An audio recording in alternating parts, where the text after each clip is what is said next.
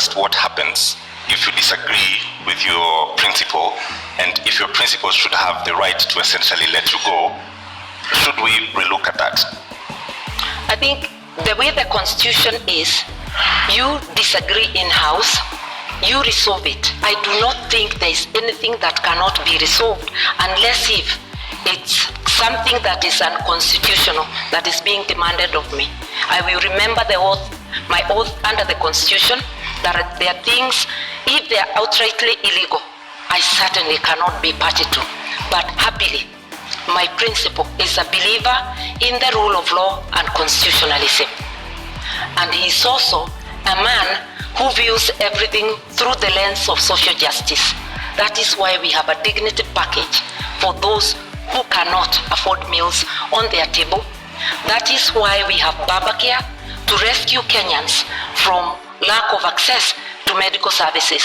If you look at our agenda, you will see that this is an agenda that talks of the socio-economic rights of Kenyans, an inclusive agenda that has every Kenyan, whether poor or rich, as demanded by our constitution. So I cannot stand here and honestly say that we shall have the same position on all things. That never happened, not even in Mwai Kibaki's government. But in 6.5 years which I served, I never publicly berated the government that I served or the president that I served. I just said my hands were tied and I withdrew. My principle differed with Mwai Kibaki, but all he said to the public is that I was not consulted. How they went back room and resolved, we never know. We only know they came out with a unanimous decision. That is what people who have respect for the public do. People who have respect for their offices do. But holding an office while not serving is dishonesty. Honorable Gachagua, the same question realized in responding the last time. Should this position of Deputy President be an appointive position? No. In fact, the framers of the Constitution were very clear that a Deputy President needed to enjoy mandate directly from the people. Why Azimio cannot push William Ruto to resign is because William Ruto is not an appointee of President Uhuru Kenyatta. He is elected by the people of Kenya. If it was the previous constitution, William Ruto would have been sacked a long time ago and replaced with Gideon Moi. And that was the plan. The plan was to provoke him, intimidate him, humiliate him, persecute him and his friends and his allies so that he could quit government and allow President Uhuru Kenyatta to appoint somebody from a family that they share the same issues and the same values. But because William Ruto was elected, he was able to hold on to his position and he continued serving the people of Kenya when he was assigned duties by the president. The duty he has been allocated all the time without failure is to welcome the president and the Nyayo National Stadium, and he has done it in style because that is the duty has been allocated. He has gone ahead to chair IBEC because that's what the president cannot deny him. It is here in the BMF Act. It's nothing the president would have done, but the president chose not to allocate him duties. And the president has been crying that since he did not allocate him duties, his government has come to a halt and nothing is going on. But he made a bet, he must lie on it. If you decide to chase your deputy away, a man who works hard, a man who knows what he's doing, and replace him with your friends, and then the country comes to a halt, you cannot go ahead crying that you have nobody to help you. He made that decision for his own reason. He wanted to push Ruto out, but Dr. Ruto stayed on because he enjoys a mandate from the people of Kenya. All right, Honorable Gachagua, Honorable Karua, I want us to move to the next topic this evening, leadership and integrity, fitness to hold office. I will begin with you, Honorable Karua, and in 2013, when you vied for presidency, you said, I do not share any values with the Prime Minister, then Raila Odinga, nor do I share his politics. Both he and the late Kibaki have been unable to root out corruption within their ranks. What has changed now that you're deputizing him? Indeed, the coalition government was unable to root out corruption in the second half. And I said so publicly many times. Raila Odinga was a presidential candidate in 2013. I too was a presidential candidate. My statement that they were unable to fight corruption did not indicate they are the ones individually perpetuating corruption. It meant there was corruption in government which they failed to act on. I believe that a combined ticket of Raila Odinga, Martha Karua will do the best to fight corruption. I resigned on principle because one of the things I felt let down on is the failure to tackle issues of graft. Raila was a prime minister, a co-principal, the late President Kibaki was the first among equals as the president.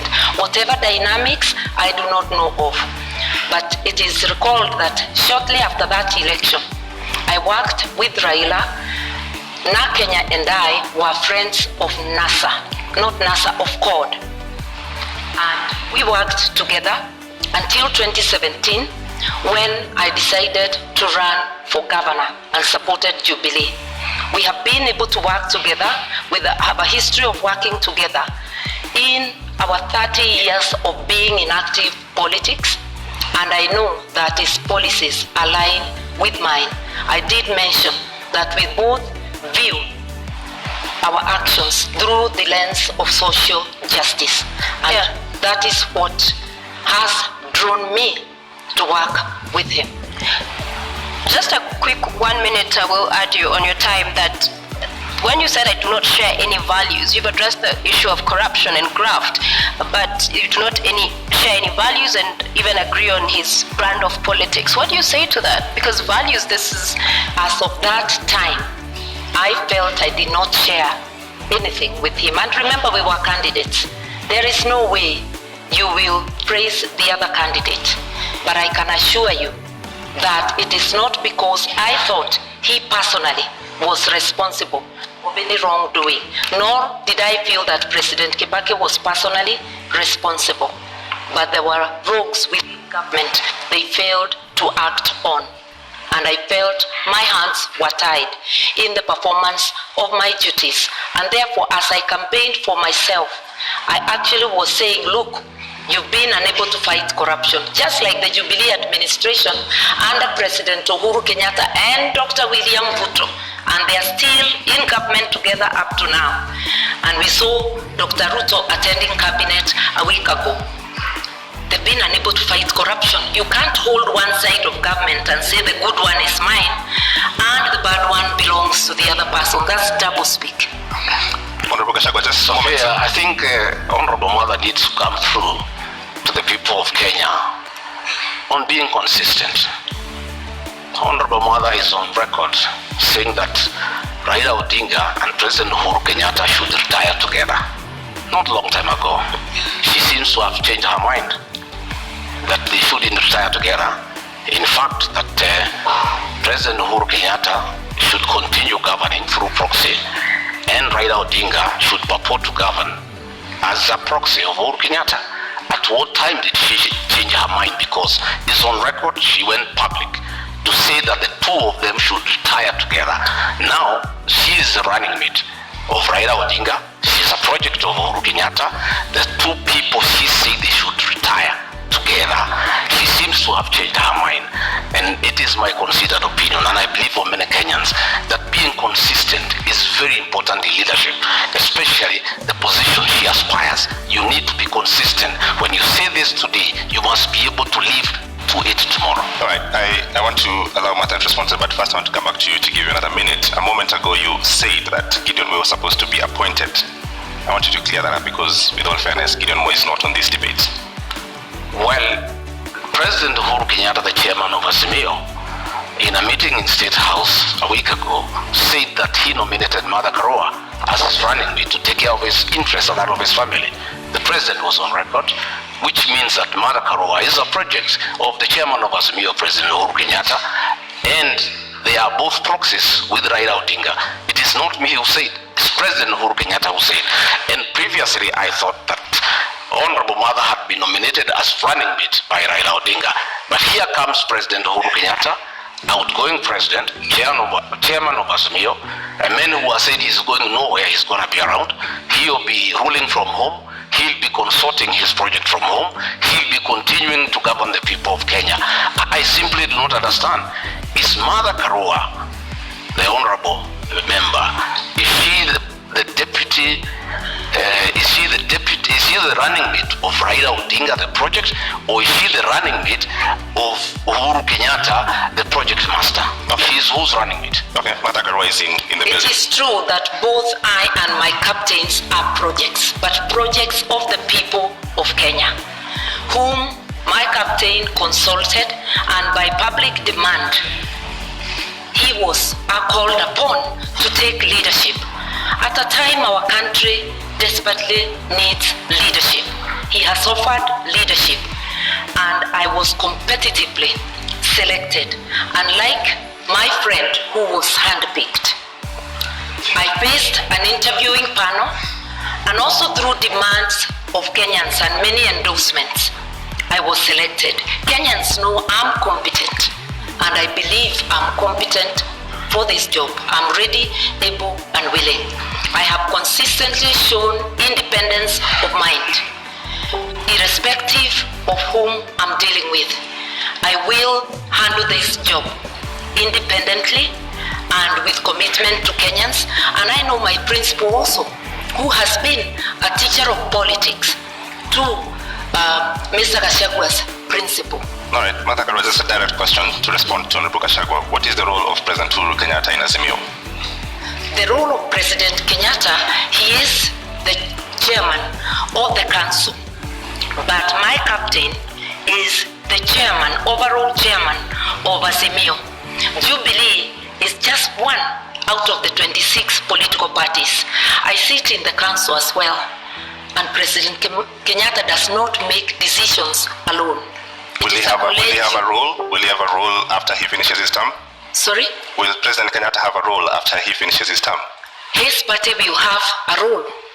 And if he continues to be, if he doesn't give his position in the council to any other member of his party, it would be a peripheral role as a member of the party. The incoming administration will be a Raila Odinga Azimio presidency. Just like the current Jubilee government, although Uhuru was a deputy president in the government of Mwai Kibaki, it was not a continuation of the Mwai Kibaki administration. It was an Uhuru Jubilee administration. Anybody who understands government would know that. Honorable Gachagua, you have a minute to respond. The truth of the matter is that the role of President Uhuru Kenyatta in Azimio is to craft his own succession, to continue governing Kenya through proxy, through Raila Odinga and Mother Karua. President Uhuru Kenyatta has already started assigning roles to Honorable Mother Karua, which means he is a leader, and in the unfortunate and unlikely event that they are elected to office, President Uhuru Kenyatta will continue governing this country outside his constitutional mandate, because there is a two-term limit that the president should retire. But the president does not intend to retire.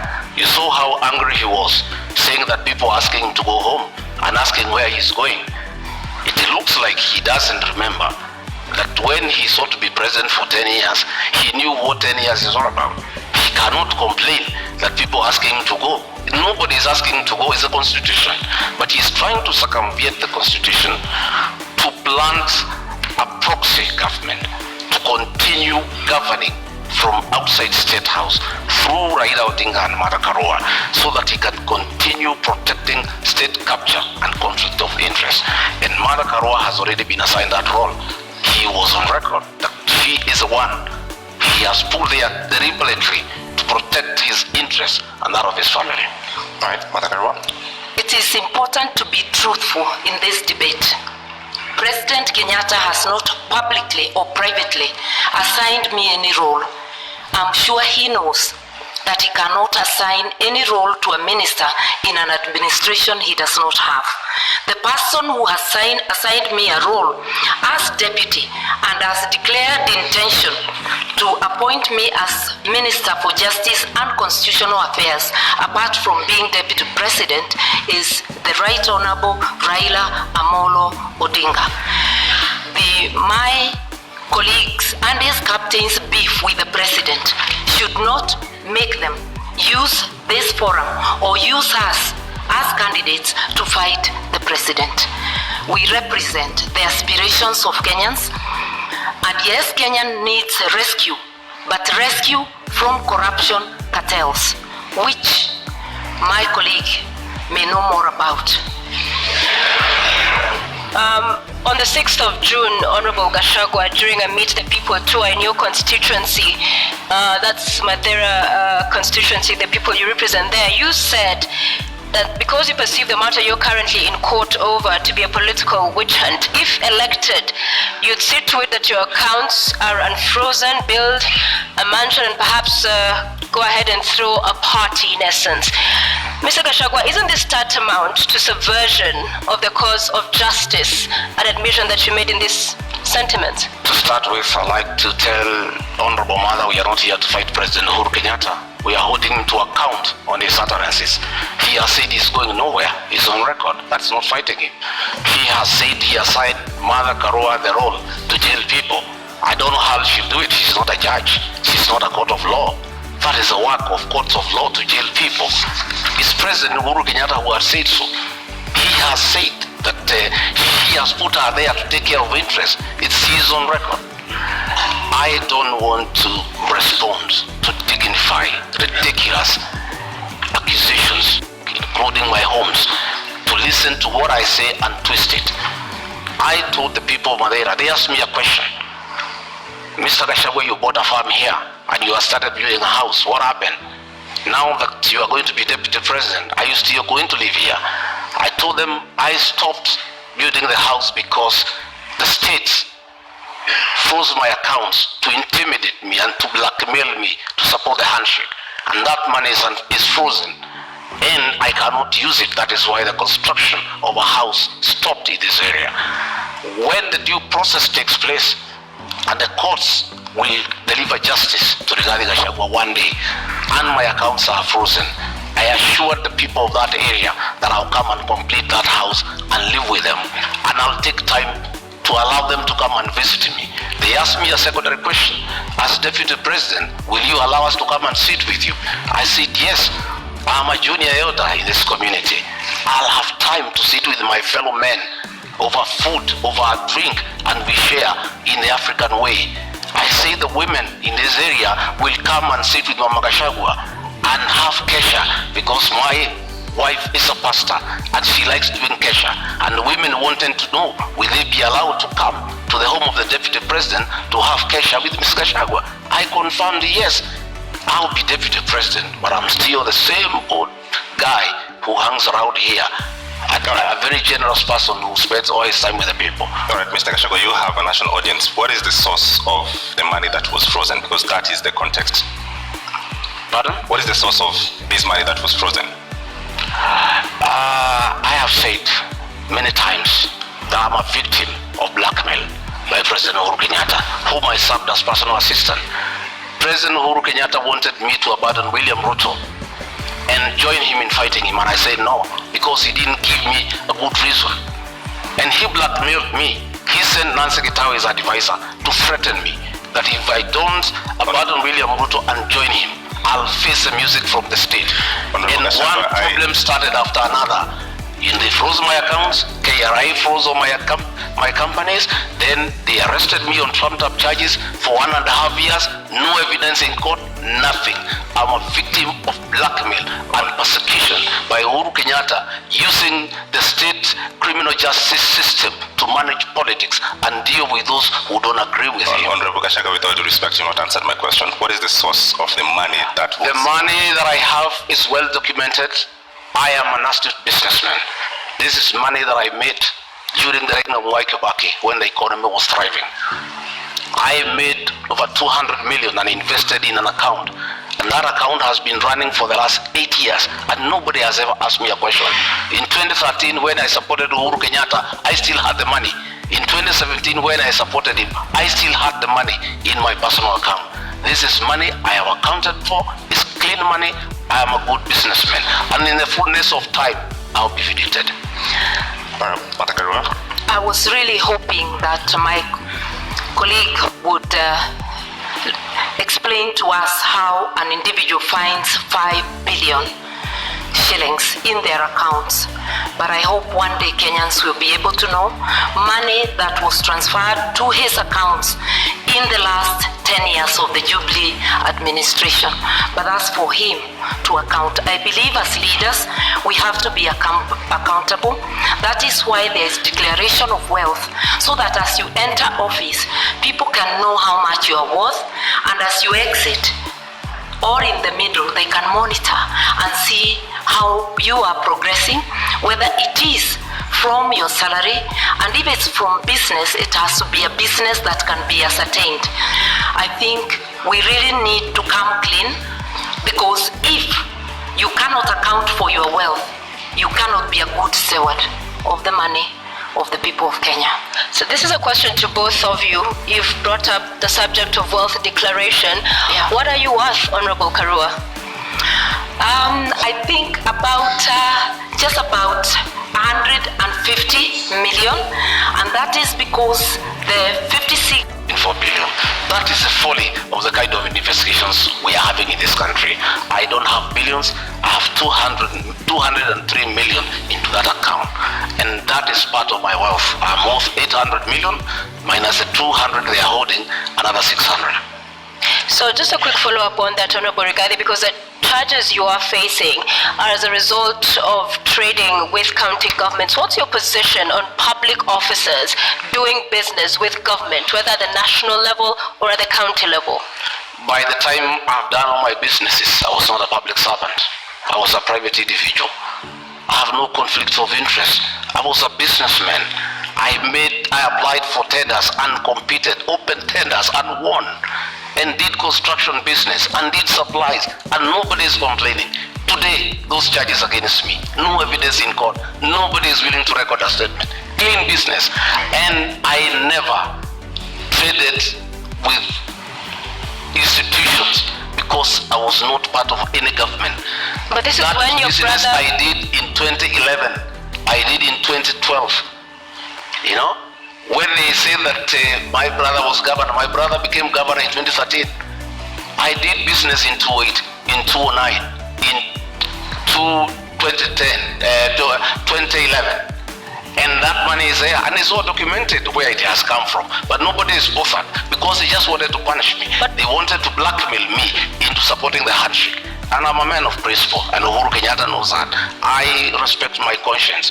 I will never be intimidated. And I can tell you, many governors today supporting Azimio is because they were blackmailed like me, and they gave in. Honorable Gachagua, just clarity. In 2009, 2010, there was no county governments. Which I said, sorry? There was no county governments in 2009. I'm saying I made money in 2010, in 2009. There was no county government. I didn't make money with the county government. I never did business with the county government.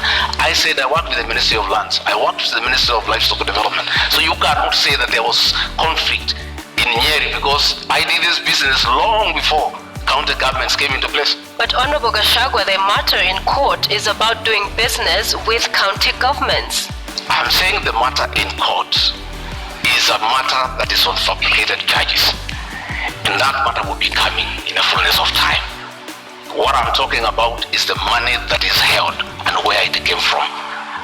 As to the allegations as a matter before court, there is nothing. It's absolute lies. There is nothing. And in the fullness of time, and that is why, even after sending 200 policemen to arrest me in Nyeri and drag me naked in front of my wife, in front of my workers, drive me to Nairobi, lock me for 4 days, 1.5 years later, not a shred of evidence, nothing. That is why the case has not taken off. They have slated it for September later this year, but still nothing has been presented to us. Our lawyers have been asking, give us evidence against Rigathi Gachagua. It's not forthcoming. It does not exist. It's a fabrication. It's blackmail. It was a way of trying to force me to abandon William Ruto. Okay. And I was not intimidated. I remain on board.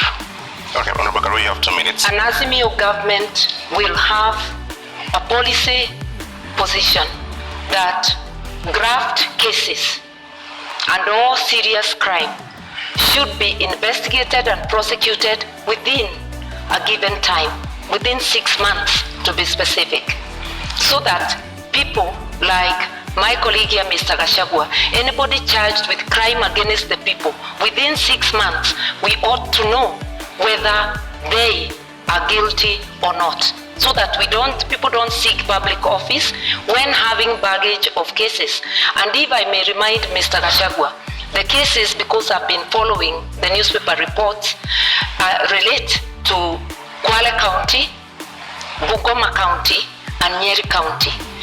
And the period when the offenses are said to have been committed is between 2013 and 2020.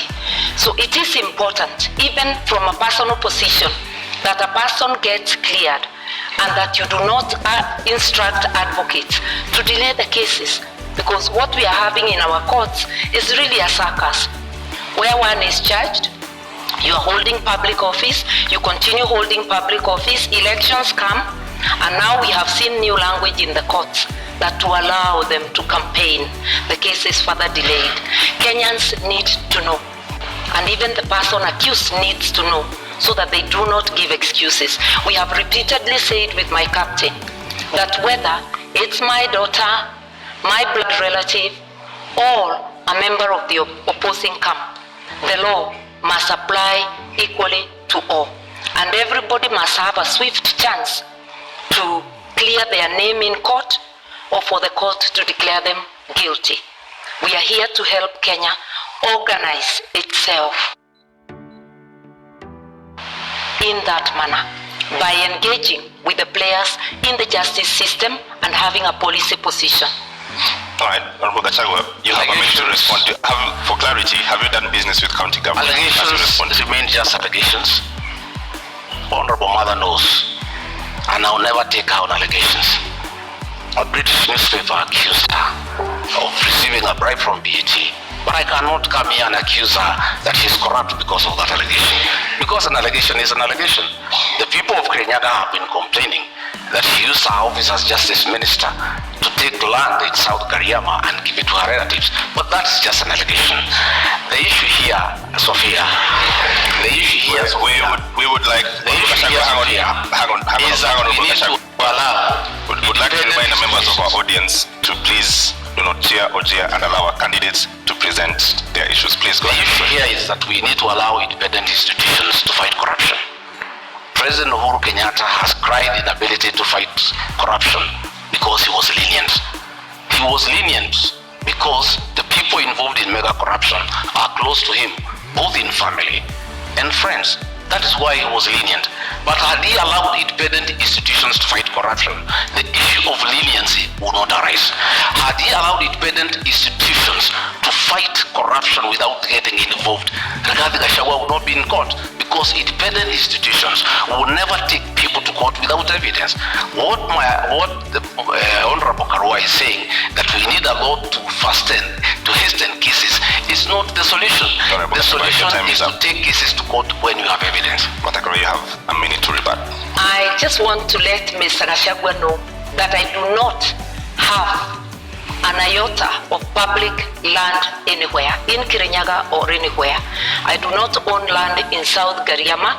I am glad he knows they're just allegations, and I challenged the current administration that is there, and I'm not in power in Kirinyaga, that if there is truth to that allegation, then they must swiftly take me to court and recover. So once you challenge those making the allegation and they don't do anything about it, then the matter is closed.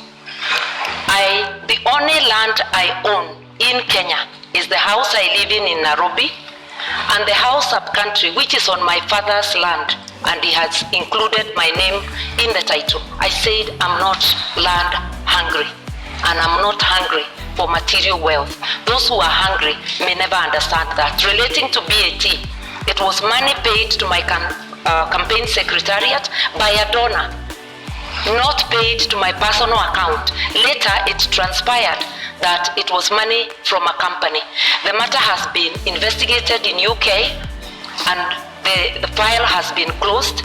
I also challenged the DPP of the government Gachagwa's principal serve in 2016 to investigate and prosecute me. Right, so those matters are allegations. Thank you very much. Time is up. But now that we're talking about funds, you all are traversing the country with choppers and legions of teams. How do you finance your campaign, Honorable Gachagua?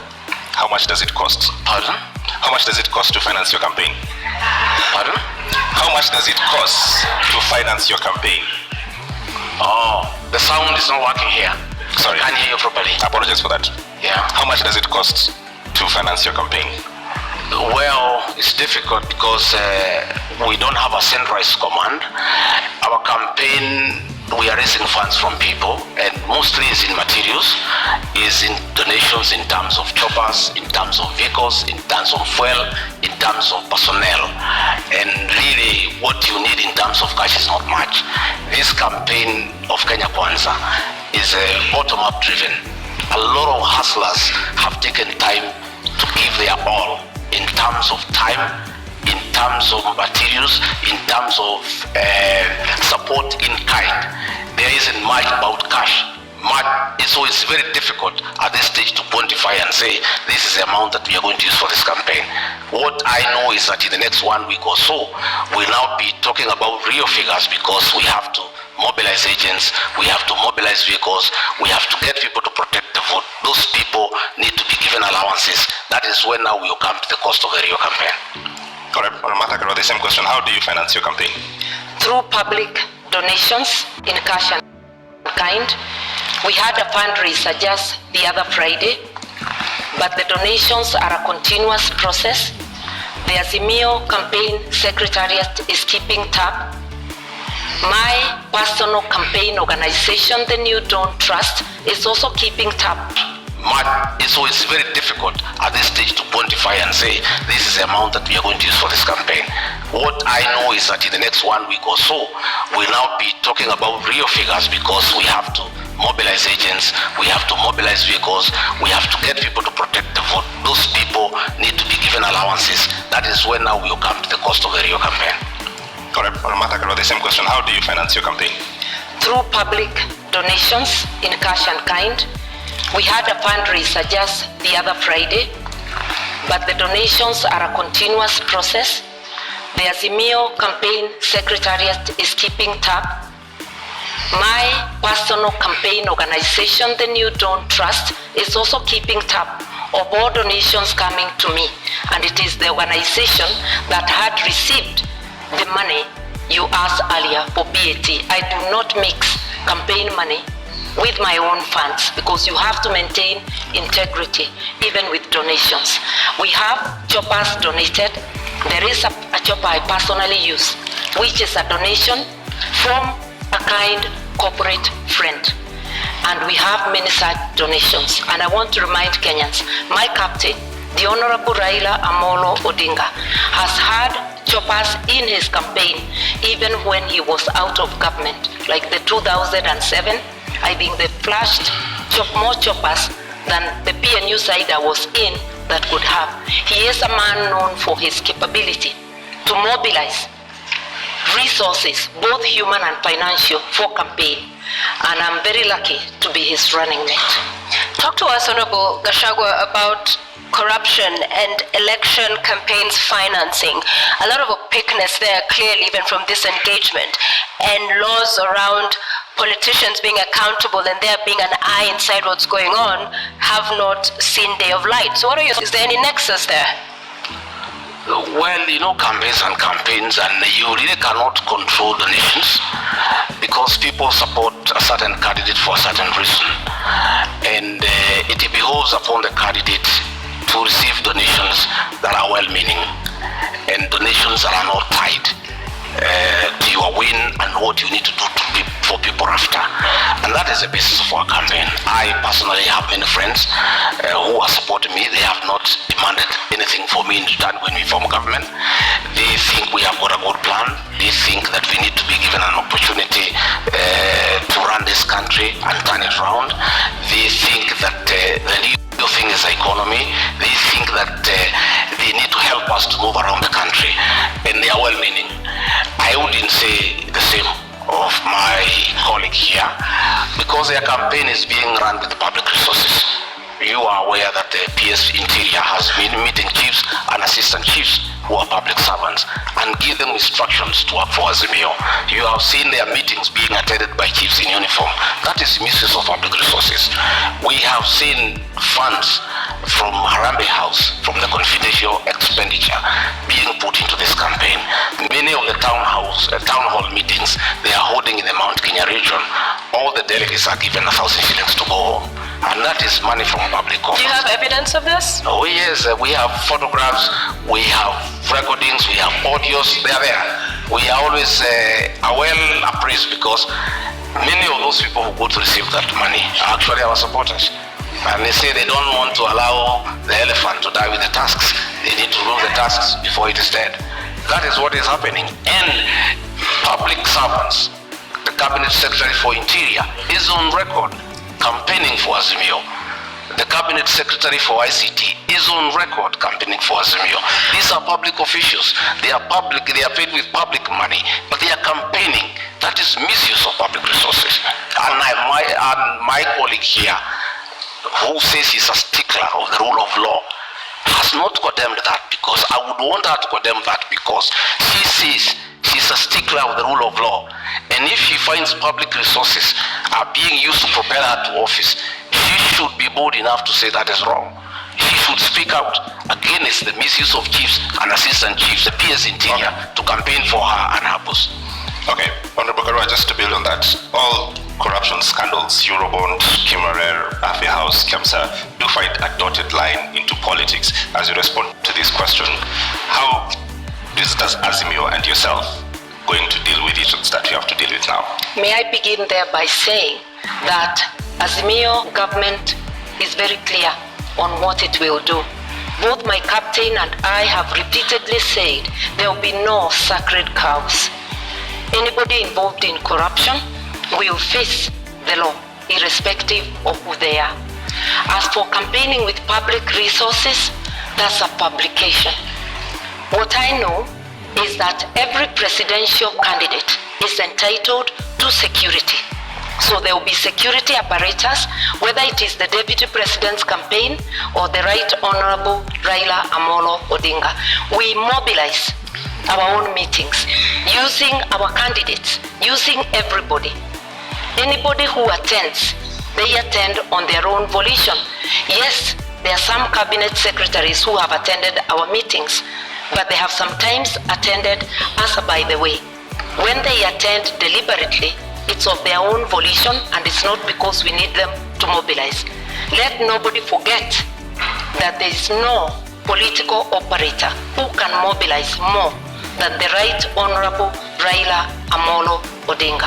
I also personally do not need help to mobilize. I've been in this game for 30 years. When Mr. Gachagua was still a DO, I was in politics. All right. You have a response to that? 1 minute rebuttal? Well, I have no rejoinder for that. My request is that it's about time we move to the real issues that the people of this country need to know. What is our plan? We have talked many issues, and that is a good thing. But the people of Kenya need to know, what does Rigathi Gachagua and William Ruto have for them? I'm hoping that debate will come around tonight, because it's important. Because many Kenyans are glued to the screens.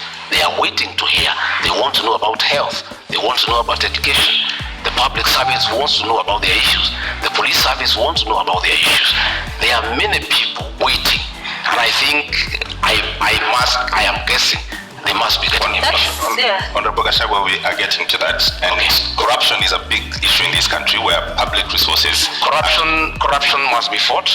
And the real corruption is state capture and conflict of interest. What is state capture? State capture is where the people in power compete with citizens for scarce resources, where the people in power use their position to advantage themselves to get business unfairly, where people in power allocate resources to projects where they have an interest. I have an example. In the year 20, I want to tell you what is state capture. and conflict of interest. This is Gazette Notice Legal number 1112, dated 26th June 2019. In the exercise of powers conferred by Section 106 of the Stamp Duty Act, the Cabinet Secretary of the National Treasury and Planning, on the recommendation of the Cabinet Secretary for Lands and Physical Planning, directs that the instruments executed in respect of the transactions relating to the merger of NIC, PLC and Commercial Bank of Africa shall be exempt from the provisions of the Act by a single signature. These two companies owned by the first family were exempted from paying 350 million. These are rich banks who have made money from domestic borrowing. They have lent money to government. They are in Fuliza. The owners are the richest people in Kenya. They were exempted from paying 350 million, money that can put up 35 level 3 hospitals in Kenya. That is conflict of interest and state capture. That is chronic corruption. It's worse than the corruption associated with public procurement. And that is what we must deal with. We must deal with state capture. We must deal with conflict of interest.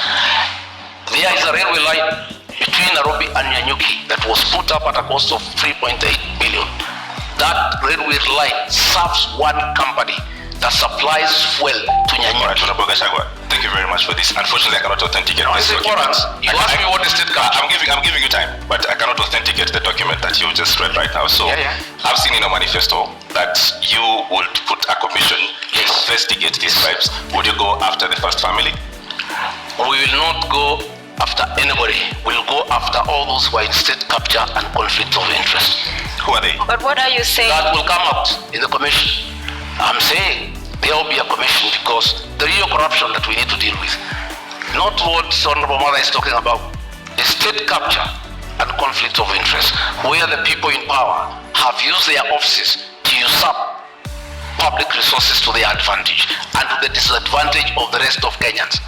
You are aware that the milk industry has been monopolized by state capture and conflict of interest, where the owners of that monopoly decide how much to buy from the farmers and how much to sell to the consumers. So, Honorable, and extort the people of Kenya. Clarity for the Kenyans who are watching. At the center of government is President Uhuru Kenyatta. Are you going to go after President Uhuru Kenyatta finishes his term? I have said we are not talking about individuals. We'll deal with state capture and conflict of interest. Anybody who is involved in state capture and conflict of interest will be held to account. The first family, sir. So grab the bull by its horns. Don't perhaps cut around the issue. You are talking about the first family. So in essence, you are saying you will go after them. Isn't that? I am saying this is state capture. I've given you an example. You'll feel for yourself what needs to happen. All right. And I am saying that is what we need to deal with. You know, state capture. And that is why the president will say he is lenient. He cannot deal with state capture. He cannot deal with conflicts of interest. Okay. He can't. Thank you very much. I want to help Mr. Gachagua. State capture is the repurposing of the state to serve individuals rather than public good. And corruption cartels in this country, whoever they are, have strangled the country. I opened by saying Kenya can't breathe. Our health services, their money is taken. The money for agriculture, for fertilizer subsidies, money for building dams such as Kimwerel, Arol, Galana Kuraru, which was supposed to help Kenya feed itself. That is what state capture is about, that every penny intended for the public, a majority of it is ending up in people's pockets. This is not about families or individuals. It's cartels, and cartels are organized people, gangs of criminals, because what they are doing is committing crime. And you don't need a commission to punish crime. You just need serious law enforcement. And if you find roadblocks that cases are taking too long, then Parliament can be used to do its work, to consider proposals from the government to pass laws that fast-track such cases. We all know that election petition cases take 6 months. Why can't corruption cases similarly take such a period? That is the debate that must go to the National Assembly. Mr. Gachagua serves in the National Assembly. I have not heard him talk about corruption except when defending his own position in the case he's involved in. In contrast, I'm out of Parliament. I've been vocal, whether it's KEMSA, whether it's any other corruption. And I've also been vocal in upholding the rule of law and reminded my brother President Kenyatta that he cannot serve beyond his term, a position he holds at this moment that he is going home. So, Honorable Karua, do you agree then that there's state capture in Kenya? And secondly, what do you make of their proposal to form a commission of inquiry into the same in Kenya if elected? That just expresses their reluctance to fight corruption. In fact, Mr. Gachagua's principal is captured on tape in an interview in this country saying that corruption, he doesn't think corruption can stop a nation from developing. With what money will a nation develop, invest, or even provide services if the corruption cartels are taking 2 billion shillings a day, which translates 2 packets of unga at the discounted price of 100. Kenyans need to understand. They're hungry, they're without medical service, without fees for their children, and without free education because corruption cartels are strangling the nation. That's why we can't breathe. Once we understand that, then we will vote for people with a track record like Azimio, people with a will to fight corruption, people who are prepared to confront the monster and to apply the law evenly, irrespective of who is mentioned. So do you believe we have state capture in Kenya? There is state capture, yes, by corruption cartels, organized criminal gangs who plunder our resources daily. 2 billion shillings a day, which is authenticated by the Auditor General, translates to 765 billion shillings. The amount of money we need for the social support is just 144 billion. The rest can be used to pay debt, to do other things. We intend to seal all those loopholes so that Kenyans can have advantage of their resources. Honorable Karua, the names of every corruption scandal, Kimwarer, KEMSA, Eurobond, they're all government officials. Yes. How do you deal with that?